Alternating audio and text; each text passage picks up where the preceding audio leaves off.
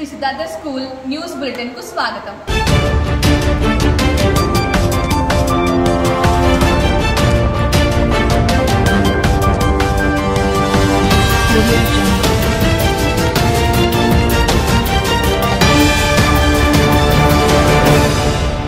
మన స్కూల్లో ఈరోజు common food day ladies finger.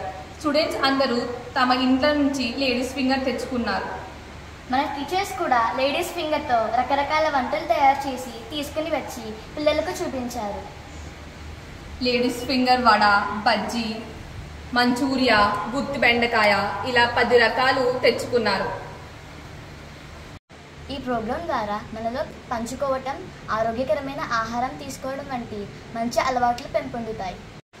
Ravulapalem local న్యూస్కి స్వాగతం. ఈ నెల 22వ తేదీ నుండి దసరా వేడుకలు ప్రారంభం కానున్నాయి. రావులపాలెంలో దేవాలయాలు అందంగా అలంకరించబడుతున్నాయి. 9 రోజుల పాటు ప్రత్యేక పూజలు, సాంస్కృతిక కార్యక్రమాలు నిర్వహించనున్నాయి. పోలీస్ భద్రత కోసం ప్రత్యేక ఏర్పాట్లు చేస్తున్నారు. మంగళవారం రాత్రి వాడపల్లి శ్రీ వెంకటేశ్వర స్వామి గుడిలో ఆలయ క్షేత్రపాలకుడు రుక్మిణి సత్యభామ సమేత శ్రీ వేణుగోపాల స్వామి సన్నిధిలో ఉత్తోత్సవం నిర్వహించనున్నారు. వాతావరణం న్యూస్ బులెటిన్కు స్వాగతం.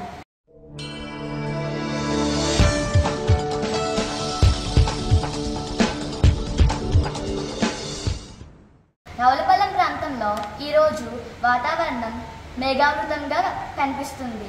మధ్యాహ్నం తర్వాత తేలికపాటి జల్లులు పడే అవకాశం ఉంది.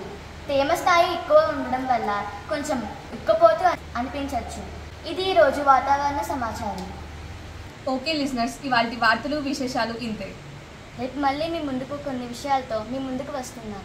సిద్ధార్థ స్కూల్ నుండి మీ ఆర్జే టీమ్ సైనింగ్ ఆఫ్.